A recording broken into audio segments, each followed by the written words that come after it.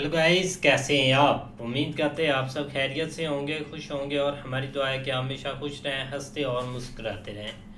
और आज हम जिस वीडियो पे रिएक्ट करने जा रहे हैं, इस वीडियो का टाइटल है how mafia operates from jail. तो करते वीडियो स्टार्ट और देखते हैं। 11 मई 1981 को दिल्ली से एक मैसेज जाता है रशिया की केजीपी को। और क्या मैसेज जाता है आपको पता है? हनी ट्रैप का क्या लेवल आप सोच नहीं सकते कि एक लड़की आकर आज आपसे शादी कर लेगी सर। तो 30 साल आपके साथ रहेगी। बाप रे। उसके 24-25 साल के बच्चे भी हो जाएंगे, तब भी वो अपने देश के लिए काम कर रही होगी सर। आज 2024 में 2050 में आपको एक शॉकिंग न्यूज़ मिलेगी। मतलब जितना मुझे मेरे एनिमी से खतरा है, उससे कई गुना खतरा उस एनिमी को भी मुझसे है। मेरे दोस्त की बॉडी में तो 18 नटबोल्ट डाल दिए थे। आप रात के टाइम 11 बजे अपने मोबाइल में क्या सर्च कर रहे हैं भी एजेंसी को पता होता है। जेल के अंदर 5,000 लोगों में से 3,000 लोगों ने तो हत्याएं कर रखी हैं। अब उनमें कौन बड़ा बनेगा? चाकू छोड़ो सर, वहाँ मर्डर करे हुए आदमी से टॉयलेट साफ करवाते हैं। एफओ है जो फील्ड ऑफिसर है, ठीक है, जो ग्राउंड पर काम कर रहा है, उसको आप लाइट डिटेक्टर पर बैठा लो, आप उससे कुछ नहीं निकलवा पाओगे। आप मुझसे मेरा नाम नहीं बुलवा पाओगे सर। जो ये दो चीज़ें यूज़ करता है ना, इलेक्ट्रिक और फ्लेम, उस हर चीज़ पर बॉम्ब लग सकता है सर। मेरे बहुत सोर्सेज है जेल के अंदर। अगर एक नॉर्मल किलिंग भी होती है कहीं पर, अगर वो किलिंग नहीं खुल रही है ना, तो जेल से 2 मिनट में खुल जाएगी। जेल वालों को पहले पता होता है किसने मारा है करके। कि अकेले CIA ने 51 कंट्रीज की गवर्नमेंट को गिरा दिया भाई। जो भी लोग ये चाहते होंगे कि मैं सीक्रेट सर्विस ज्वाइन करूँ, वो 99% नहीं करेंगे भाई। एजेंसी उनको लेती नहीं है जो कहते हैं मैं करूँ करके। स्वागत है फ्रेंड्स। आज के हमारे पॉडकास्ट के गेस्ट हैं रॉ के एक ऐसे हिटमैन, जासूस और शार्प शूटर जिनका नाम वर्ल्ड के टॉप 200 स्नाइपर्स में आता है। इनका नाम है लकी बिस्ट और इनके ऊपर कई सारे बड़े बड़े हाई प्रोफाइल असैसिनेशंस करने के खुले आरोप लगे, जैसे पाकिस्तानी ISI के कर्नल, नॉर्थ ईस्ट के एक टेररिस्ट ग्रुप के ब्रिगेड लीडर, नेपाल के रईस बिजनेसमैन और भी कई ऐसे लीडर्स को शूट करने के आरोप। ये रॉ के अंडर कवर मिशंस के तहत दूसरे देशों में जासूसी भी कर चुके हैं, इंक्लूडिंग पाकिस्तान। और आज ये हमारे साथ वही किस्से शेयर करेंगे कि कैसा होता है दूसरे देशों में कैरेक्टर बदलकर छुपकर जासूसी करना। ये प्राइम मिनिस्टर मोदी के सिक्योरिटी गार्ड भी रह चुके हैं एज एन NSG कमांडो, और जेल में तक ये 4 साल बिता चुके हैं। आज हम इनसे जानेंगे कि इंडियन जेल्स में कैसे ये लॉरेंस बिश्नोई गैंग जैसे बड़े बड़े गैंग्स बन जाते हैं और माफियाज कैसे जेल में बैठकर जेल के बाहर के ऑपरेशंस को हैंडल कर लेते हैं। आज का पॉडकास्ट बहुत ही डीप स्पाइस की एक छुपी दुनिया को एक्सपोज करने वाला है। So sit tight, relax and enjoy these Insidious insights.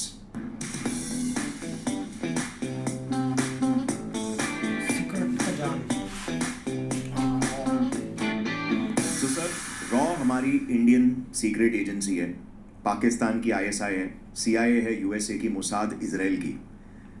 अभी अगर हम ग्लोबल डायनामिक्स में देखें, ठीक है, ये सारे के सारे अंडर कवर काम करते हैं, सीक्रेट एजेंसीज है, लेकिन इनका अपना एजेंडा होता है अपने देश के एजेंडा को आगे लेके जाना। अब CIA पे बहुत सारे इल्ज़ाम लगे हैं इंडिया में ऊपर नीचे करने के लिए, और इंडिया भी मिस्टर इंडिया बन के, मतलब इंडिया का रॉ भी मिस्टर इंडिया बन के पाकिस्तान में बहुत सारे ऑपरेशंस करता है। तो ग्लोबल डायनामिक्स के हिसाब से रॉ, CIA, ISI और मोसाद, इनमें क्या चल रहा है? कौन किसके दोस्त है, कौन किसके दुश्मन है, या कोई भी दोस्त दुश्मन नहीं है? और क्या आप बता सकते हो कि इन्होंने कैसे कैसे ऑपरेशंस हैंडल किए हैं और कौन बेहतर है, कौन कमज़ोर है? तो सबसे पहले गौरव भाई थैंक्स। देखो, एक वर्ड है नॉलेज इज़ पावर, राइट। ये जो वर्ड है ना सर, ये दुनिया में सिर्फ सबसे ज़्यादा ये वर्ड वैल्यू करता है सब लोगों के लिए, लेकिन सबसे ज़्यादा इसकी वैल्यू है इंटेलिजेंस की दुनिया में, स्पाई की दुनिया में। और इस दुनिया के अंदर कोई किसी का दोस्त नहीं है, यहाँ कभी दोस्त नहीं होता। सिर्फ क्या होता है, अपने दुश्मन को कमज़ोर करने के लिए या ख़त्म करने के लिए दोस्ती करते हैं। जब उनका टारगेट पूरा हो गया या ऑपरेशन पूरा हो गया, उस दिन वो दोस्ती भी ख़त्म। और हो सकता है कि अगली बारी वो आप ही को ख़त्म करने के लिए किसी और से वो दोस्ती कर लेगा। आप हर जगह सुनते हैं यार कि दुनिया में वॉर चल रहा है, चीज़ें चल रहा है। मतलब आपने 62 का वॉर सुना, 65 का, 71 का, 1999 का, आपने कारगिल भी सुना। कुछ आपने 4 वॉर सुने, लेकिन एजेंसीज की दुनिया में हर पल वॉर होता है। ऐसा कोई भी पल नहीं होता जब इनका वॉर ना हो रहा हो। मतलब ये हमेशा हर पल ये चाहते हैं कि अपने एनिमी को कैसे नुकसान पहुंचा सकें। देखो, फ्रेंड की लड़ाई बहुत अलग है, आमने सामने की लड़ाई दुनिया उसको देख रही है, वो इजी है, सब उसको देख रहे हैं। दुनिया की सबसे खतरनाक लड़ाई है कि आप बिना कुछ करे अपने दुश्मन देश को खत्म कर दो। राइट। उससे ज्यादा मतलब कुछ भी नहीं है, उससे ज्यादा डेंजर। मतलब आपको आपका दुश्मन तो पता है ना यार कौन है करके, आप हमेशा अपने एनिमी से क्या करोगे, सतर्क होकर रहोगे, क्योंकि आपको पता है मेरा एनिमी है करके। अब आपका दुश्मन आपको कभी नुकसान नहीं पहुंचा पाएगा क्योंकि आपको पता है मेरा दुश्मन है। Right. आप उससे कैसे सतर्क होगे जिसको आप जानते ही नहीं हो, जिसके बारे में आपको पता ही नहीं है। Right. और आपको यही नहीं पता होगा वो आपके घर के अंदर है, आपका दोस्त है, आपका भाई है, ठीक है, यहाँ आपका शुभचिंतक मतलब है। शुभचिंतक है, आपको मतलब आपको पता ही नहीं चलेगा। हाँ। मतलब हम लोगों में एक कहावत है कि दुश्मन को मारने के लिए आपको दुश्मन का पता होना बहुत जरूरी है। आप तब तक दुश्मन को हाथ मत लगाओ जब तक आपको दुश्मन की ताकत और कमजोरी ना पता हो। राइट। लेकिन इस एजेंसी की दुनिया में आपको कुछ नहीं पता, कुछ भी नहीं। और अगर आप पूछें कि बेहतर कौन है करके, जैसे आप हमेशा सुनते हैं यार कि मोसाद ने ये कर दिया, ISI ने ये कर दिया, CIA ने कर दिया, MI5 ने ये किया या MI6 ने ये किया, FSB ने किया। ऐसा नहीं है मतलब कि हमने ये नहीं किया करके। अगर आप RNW के ऑपरेशंस को सुनो या देखो, लेकिन हम में सिर्फ एक ही चीज़ है सर, हम कभी बताते नहीं है। मतलब हमने डिक्लासिफाई हम कभी नहीं करते। हम 1968 से हमने कभी नहीं बताया कि हमने ये किया वो किया। और आई थिंक अभी भी आप अगर आप टीवी खोल कर देखो तो अभी भी आपको मोसाद का कोई ऑपरेशन बताया जा रहा होगा। अरे लाइव स्ट्रीम कर लेते हैं। बिल्कुल बिल्कुल, अभी भी ये चल रहा होगा कि यार ये चल रहा है, मोसाद ने ये ऑपरेशन कर दिया, मोसाद ने ये ऑपरेशन कर दिया, CIA ने ये कर दिया, MI6 ने ये कर दिया, FSB ने ये कर दिया, ठीक है। और आपने दो एजेंसी का कोई भी सुन रहा हो, इस पॉडकास्ट को सुन रहा हो, मुझे दो एजेंसी के आप कभी ऑपरेशन बता ही नहीं सकते। आप मुझे MSS के ऑपरेशन बता दो चाइना की एजेंसी के, कि चाइना की एजेंसी ने ऑपरेशन किया है। आप हमारे RNW के ऑपरेशंस भी नहीं बता पाओगे, ठीक है। आप MI6 के भी नहीं बता पाओगे। ऐसा नहीं है कि ये देश या हम लोग काम नहीं कर रहे हैं। ऑडियंस के लिए एक बार क्लियर कर दें MI6 क्या है।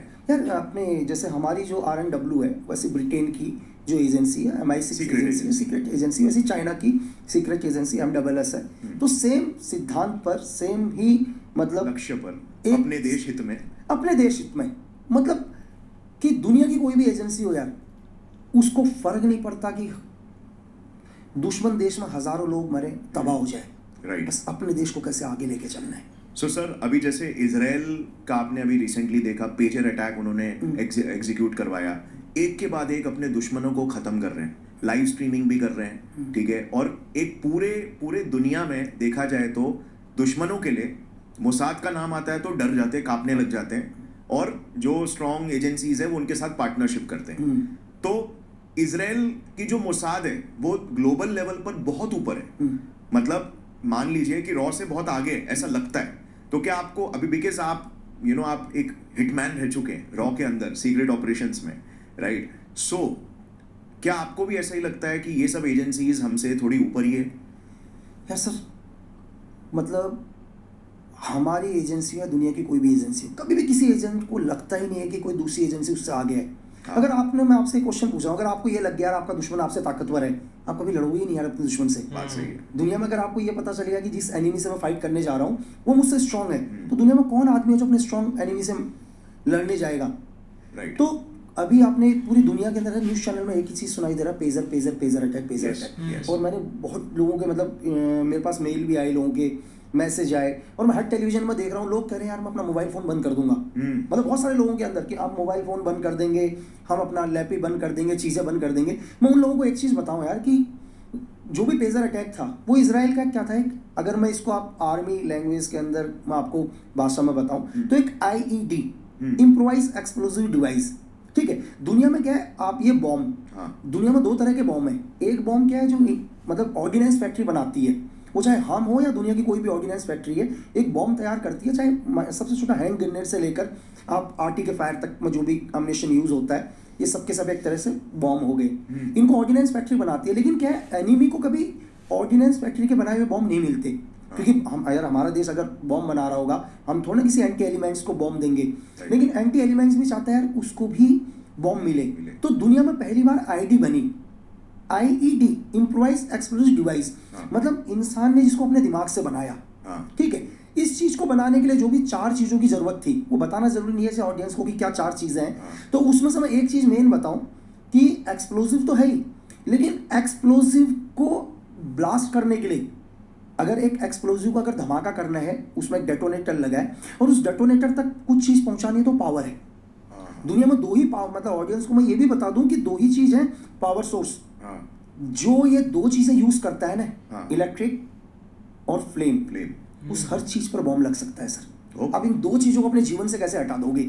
जैसे लोगों ने बोल दिया था मैं मोबाइल बंद कर दूंगा, चलो मैं बोलता हूँ कि आपके घर तक या आपके दहलीज तक आईडी नहीं पहुंचेगी, बस शर्त है कि आप 2 चीजें बंद कर दो, इलेक्ट्रिक और फ्लेम। यार आप बंद करें, आप सूरज को निकलने से तो रोक नहीं सकते ना। तो सूरज भी निकल रहा है तो पावर सोर्स से फ्लेम निकल रही है ना उससे, तो जो पावर सोर्स है सूरज से भी एक्टिवेट हो जाएगी। राइट। तो इजराइल ने जो बनाया, जिसको दुनिया मतलब कह रही है कि यार कि पेजर ब्लास्ट एक साथ 3000 पेजर में एक साथ ब्लास्ट हुए, ठीक है, ये बहुत नॉर्मल, शायद मैं कह रहा हूँ कि मैं 2004 के अंदर जब मैं ट्रेनिंग कर रहा था तब ये चीजें देख ली थी हमने, और आज 2024 चल रहा है, दुनिया बहुत एडवांस हो चुकी है। सिर्फ ये है कि हम लोग, हमारी एजेंसीज बताती नहीं है, ठीक है। और मैं आपको ये बताऊं कि लोग जो बोलते हैं कि यार कि मोसाद इतनी हाई, ठीक है, CIA इतनी हाई, तो मैं लोगों को ये कहना चाहूँगा कि लोग, हमारी एजेंसी ने, ठीक है, 1974 को याद कर लो, 18 मई के दिन US की सैटेलाइट तक को ट्रैक नहीं करने दिया और सक्सेस न्यूक्लियर करके दिखाया उन्होंने, ठीक है। बहुत बड़ा अचीवमेंट था, बहुत बड़ा। एक सैटेलाइट को ट्रैक नहीं, एक सैटेलाइट को आपने धोखा दिया भाई, ठीक है, और आपने इतनी बड़ी, लेकिन RNW ने कभी नहीं बताया कि हमने चीज कर दी करके, ठीक है। आप 81 के अंदर चले जाओ, ठीक है, RNW हमेशा डिनाई करती रहती है, डिनाई करते, हमने नहीं किया ये। सर आप 81 के अंदर चले जाओ, ठीक है, आप 81 में आप चले जाओ और आप मेघदूत ऑपरेशंस के बारे में देखो, ऑपरेशन मेघदूत के बारे में। आज भी ग्लेशियर सियाचिन हमारे कब्जे में है सर, और आपको पता है ये सिर्फ हमारी इंटेलिजेंस की वजह से। हमारी इंटेलिजेंस को पता चल गया था कि पाकिस्तान की आर्मी ग्लेशियर को कैप्चर करने वाली है। उस टाइम शायद वहाँ के जियाउल हक वहाँ के प्राइम मिनिस्टर थे, तो हमारी इंटेलिजेंस ने उनके कैप्चर करने से पहले सियाचिन को कैप्चर कर लिया सर। आज भी 40 साल से हमारे कब्जे में है, ठीक है, ये तारीख भी लोगों को पता होनी चाहिए। और दोबारा आप चले जाओ 1981 के अंदर, मैं 81 की बात बताऊं आपको, एक बहुत शॉकिंग न्यूज़ लगेगी लोगों को कि 11 मई 1981 को दिल्ली से एक मैसेज जाता है रशिया की KGB को, और क्या मैसेज जाता है आपको पता है? और ये मैसेज जाता है कि यार आप इस टाइम अगर हिंदुस्तान और पाकिस्तान का वॉर हो जाए तो ये रशिया के लिए बहुत बढ़िया है, मतलब USSR के लिए बहुत बढ़िया है। आप कहोगे यार USSR, मतलब कि दिल्ली से एक मैसेज जा रहा है, मतलब KGB का एक एजेंट मैसेज भेजता है कि सही टाइम है हिंदुस्तान और पाकिस्तान का वॉर कराना। शायद ये बहुत कम लोगों को पता होगा, और वो समय KGB का बहुत कब्जा था इंडिया में। KGB पूरी दुनिया के अंदर, अगर आप मुझसे भी पूछो कि दुनिया की बेस्ट एजेंसी USSR सोवियत की, तो KGB से ऊपर, जब 3 दिसंबर 1991 को KGB खत्म हुई है, उससे बड़ी एजेंसी नहीं दुनिया के अंदर। अब लेकिन ऐसा क्या कि KGB क्यों चाहता था कि हिंदुस्तान और पाकिस्तान का वॉर हो जाए करके, थोड़ा सा आपको मैं बताऊंगा। एक्चुअली क्या होता है, USSR ने पूरा अफगानिस्तान के ऊपर, USSR का वॉर चल रहा था।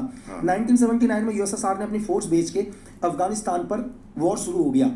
लेकिन उस टाइम क्या हुआ, सेम अब आता था CIA में। CIA क्या कर रहा था, कभी फ्रंट पर आके नहीं लड़ाई करता, अगर आप US को भी देखो कभी फ्रंट में नहीं आता। तो CIA नहीं चाहता था कि USSR के कंट्रोल में अफगानिस्तान आ जाए, तो USSR चाहता था कि कैसे भी करके यार इस सोवियत संघ की फोर्स को, रेड आर्मी को वापस भेजो, लेकिन भेजे कैसे? फिर दोबारा अपना पाकिस्तान ISI को फंडिंग करना शुरू किया, और ISI ने पहली बार इस दुनिया के अंदर मुजाहिदीन बनाना शुरू किया, ठीक है। मुजाहिदीन किस लिए बनाना शुरू किया? ताकि ये USSR के खिलाफ फाइट कर सके, ठीक है।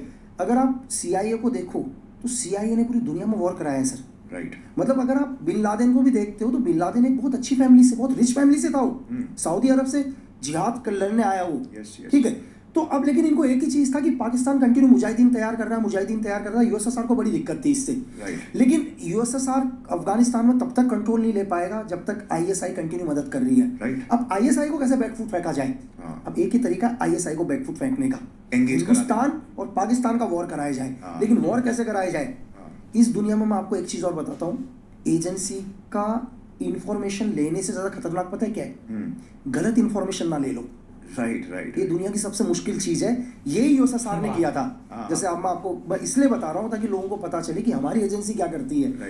भाई KGB ने क्या किया, इस तरह के मैसेज बनाना शुरू कर दिए हाँ कि पाकिस्तान हमारे ऊपर वॉर करने वाला है, और पाकिस्तान को वो मैसेज देने शुरू कर दिए कि हम पाकिस्तान के ऊपर वॉर कर रहे हैं। उन्होंने ये तक डॉक्यूमेंट्स बना दिए कि यूएसए, ठीक है, मतलब अरब सागर की ओर एडवांस हो रहा है और 20 साल से इस प्रोजेक्ट पर काम कर रहा है, जबकि ऐसा कोई प्रोजेक्ट नहीं था, सिर्फ हमारे को मिसगाइड करने के लिए, ताकि हम मिसगाइड हो करके। उन्होंने कश्मीर के लीडर्स को, अलगाववादियों को फंडिंग देना शुरू कर दिया, ताकि एक इंडिपेंडेंट कश्मीर बने, जो ना पाकिस्तान के पास रहे ना इंडिया के पास रहे। इस चीज से 100% भारत और पाकिस्तान का वॉर होगा। वॉर क्यों चाहते थे? ताकि पाकिस्तान, अफगानिस्तान से आईएसआई विड्रॉल हो जाए। लेकिन आरएनडब्ल्यू ने उस ऑपरेशन का नाम था तुर्खम, जिसको केजीपी ने रखा था, और आपको पता है आरएनडब्ल्यू ने इस कोड को भी डिकोड कर दिया था कि ये सिर्फ हमारे और पाकिस्तान में वॉर कराना चाह रहे हैं करके। मतलब अगर आप जैसे लोग, अगर हम बोले यार कि मुसाद ने ये किया, सीआईए ने किया, हमारी एजेंसी कभी बताती नहीं है, ठीक है। हमारे मतलब लोगों को मैं ये बताऊं कि 1989 में हमारी एजेंसी ने एक ऐसा ऑपरेशन स्टार्ट किया जो 12 साल के समथिंग जो ऑपरेशन किया, और हमने फिजी का प्राइम मिनिस्टर चेंज करवा दिया। मतलब एक ऑपरेशन 12 साल तक चला और फिजी की गवर्नमेंट चेंज कर दी। तो लोग, मैंने आपको ये अभी भी बताया कि मतलब एजेंसी हमारी नहीं बोलती कि हमने ये किया करके। आज भी हमारे एनिमी को दुनिया के हर कोने में, आप हिंदुस्तान के रात तो उठाकर देखो ना यार, आप दुनिया में कहीं भी सेफ नहीं हो। दुनिया में किसी भी कोने में हो, चाहे उस देश की जनसंख्या करोड़ों में क्यों ना हो, ढूंढ के निकालेंगी।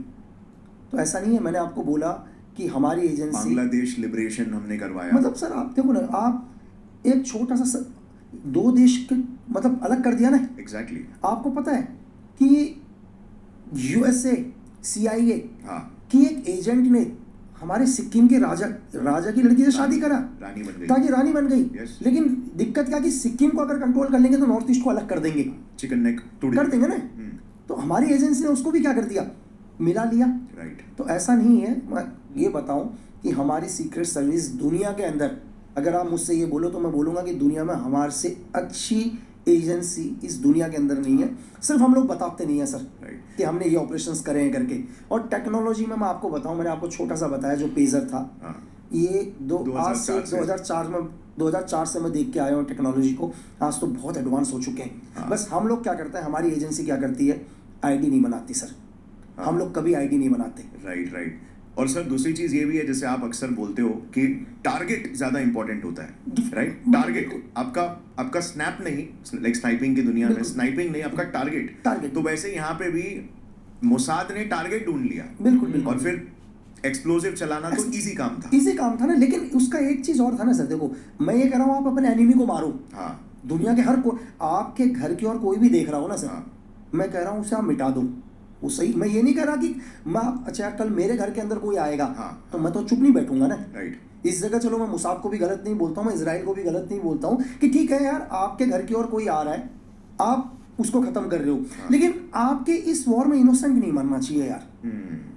राइट। आपका वॉर है, आपका एनिमी को आप मारो, लेकिन उसमें मासूम बच्चे नहीं मरने चाहिए। क्योंकि आपने जो भी पेजर्स वगैरह दिए हैं, वो पेजर आपके एनिमी के पास हैं उसी टाइम। ये चीज आपको भी नहीं पता। राइट। इनोसेंट लोग भी, क्योंकि मेरा पेजर है ना, उस पेजर के रेंज में बच्चा भी आ सकता है। बिल्कुल, है ना। आप एनिमी को मारने के लिए इनोसेंट भी जा रहे हैं। राइट। तो हम लोग नहीं, हमारी एजेंसी ये कभी नहीं करती सर। हमारी एजेंसी का एक सिद्धांत है कि हम अपने एनिमी को जाने दे देंगे, कोई बात नहीं, हम दोबारा उसे ढूंढ के मारेंगे, लेकिन हमारे एनिमी के चक्कर में दुनिया में कोई भी इनोसेंट नहीं मरना चाहिए। राइट। सीआईए और मोसाद ये लोग तो नोटोरियस है कोलैटरल डैमेजेस के लिए, बहुत ज्यादा कोलैटरल डैमेज करते हैं। मैं आपसे क्या बोल रहा हूँ, पूरी दुनिया के अंदर वॉर। मतलब आपको पता है कि अकेले सीआईए ने 51 कंट्रीज की गवर्नमेंट को गिरा दिया भाई। राइट।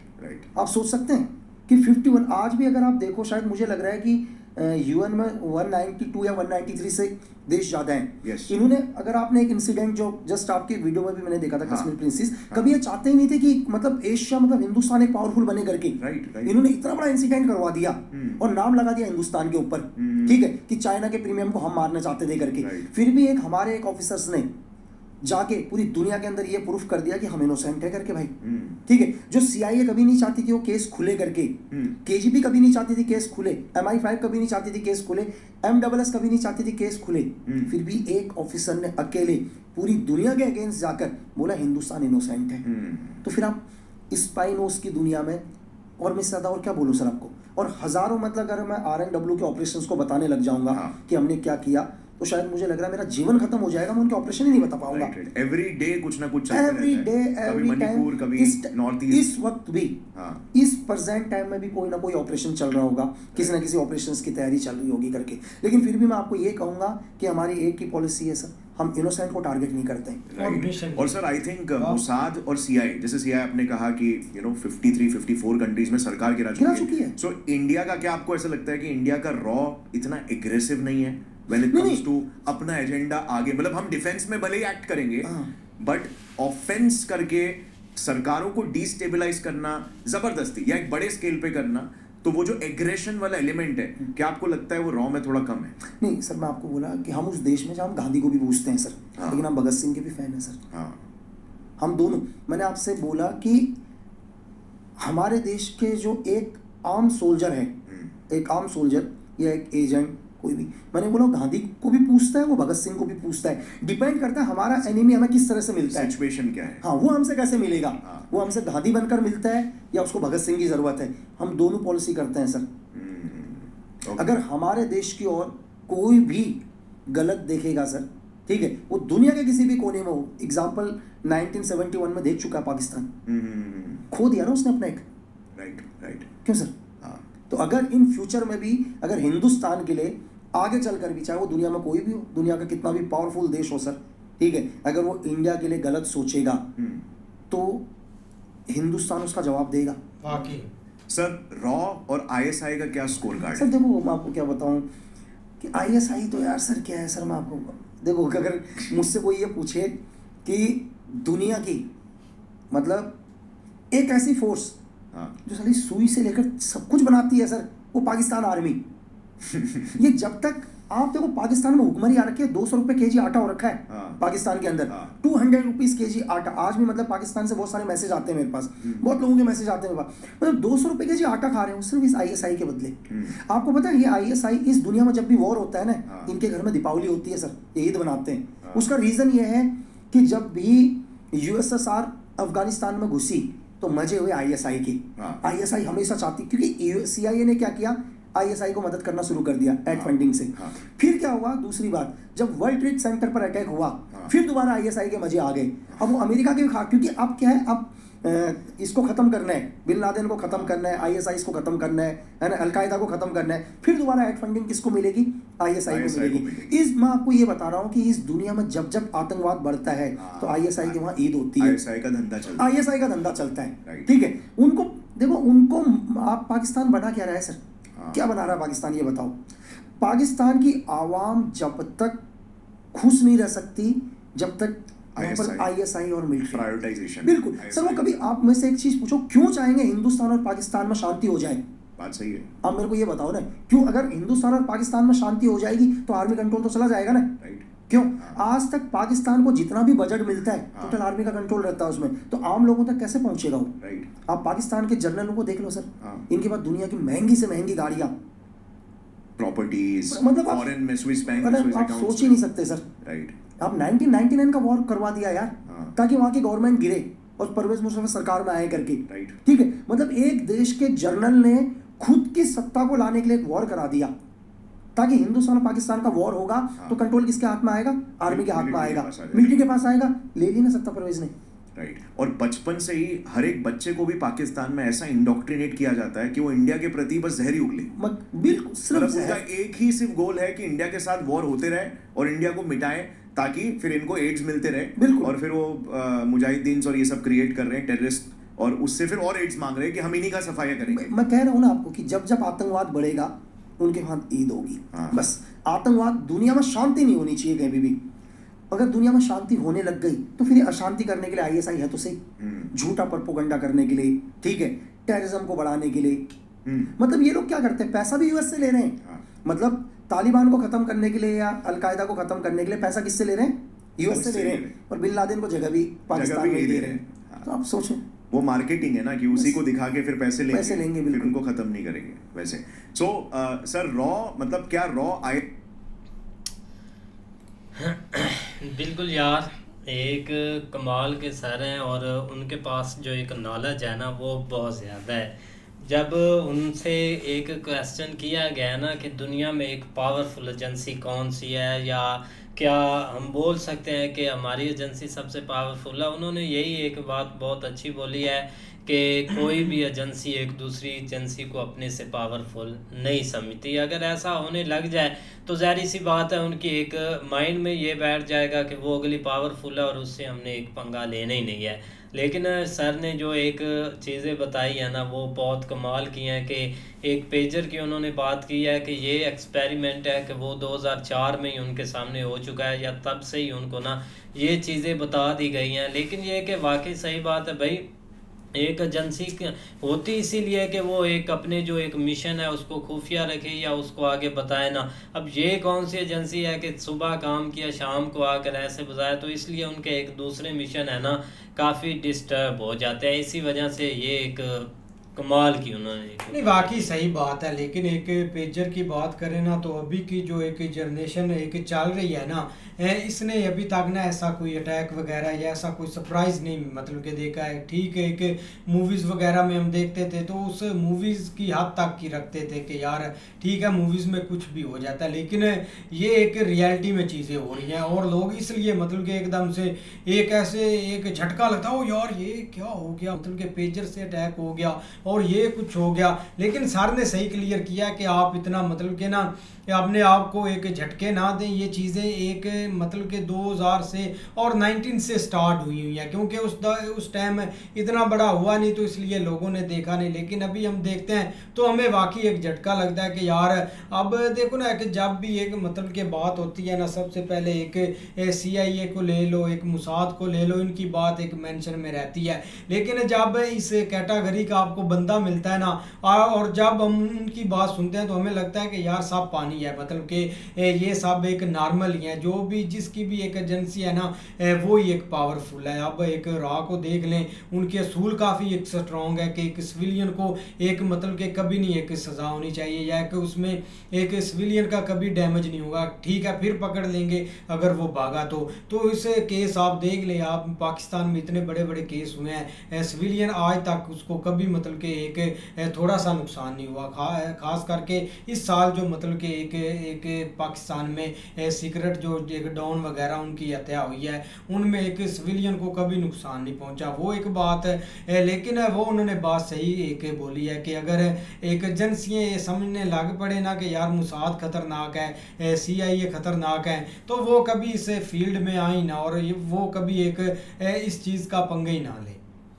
नहीं ऐसे ही है, लेकिन ये कि भाई एक आप ये कह सकते हैं कि सर का पॉडकास्ट जो है ना वो तकरीबन सारा सुनने वाला 2 घंटे का, क्योंकि बड़ी बड़ी एक इंफॉर्मेशन इसमें उन्होंने दी है। लेकिन जहाँ तक हमने देखा ना वहाँ पे एक पाकिस्तान के हवाले से उन्होंने बहुत अच्छी बात की है कि जब भी कहीं भी एक वार होती है या कोई पंगा शुरू होता है तो इधर भाई एक जश्न मनाया जाता है। जिस तरह वो ईद का नाम ले रहे थे कि उस एक पाकिस्तान में एक ईद होती है और ये एक रियलिटी है। और हम भाई एक ऐसे नहीं, मतलब कोई भी आप पीछे वार भाग देख लें, हम उसका कहीं ना कहीं जाके हिस्सा ज़रूर बने हैं और हमने एक फ़ायदा उठाया है। और हम जो है ना वो हमेशा खुश होते हैं कोई इस तरह की एक्टिविटी आसपास के कंट्रीज़ में शुरू होती है। लेकिन उन्होंने बहुत अच्छी एक बात बताई, जब USSR का सीन चल रहा था तो उस वक़्त उनका यही मिशन था कि किसी तरीके पाकिस्तान और इंडिया की वार स्टार्ट हो ताकि ये एक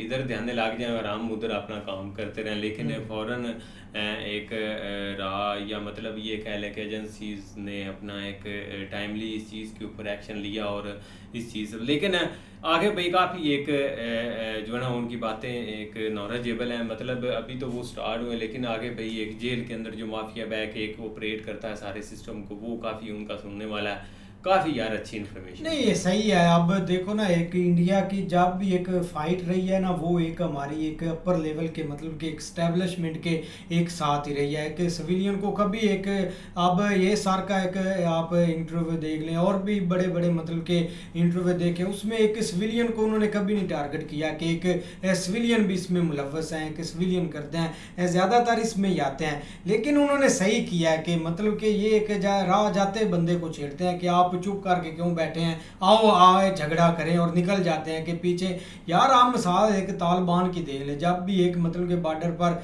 एक शांति सी होती है, ये इधर जाकर उनको छेड़ते हैं कि क्यों सुकून से बैठे हो, भाओ आओ लड़ें, वो फिर चढ़ जाते हैं और फिर इनका मतलब कि काम स्टार्ट हो जाता है। तो ऐसे इनका सिस्टम चलता रहता है कहीं ना कहीं। अब एक जब से एक ईरान ने हमला किया ना, सबसे ज़्यादा खुशी इधर ही मनाई गई थी कि और करो, हम भी एक आपको शहीद थ्योरी दे रहे हैं। मेंशन में आपने देखा था 2-3 दिन मतलब कि इन्होंने एक ट्विटर पर इतना ट्रेंड चलाया कि ये शहीद थ्योरी दे रहा पाकिस्तान एक ईरान को, ये उनके पीछे खड़ा है। तो ये चीज़ें ना काफ़ी एक हलचल मचाती हैं इधर।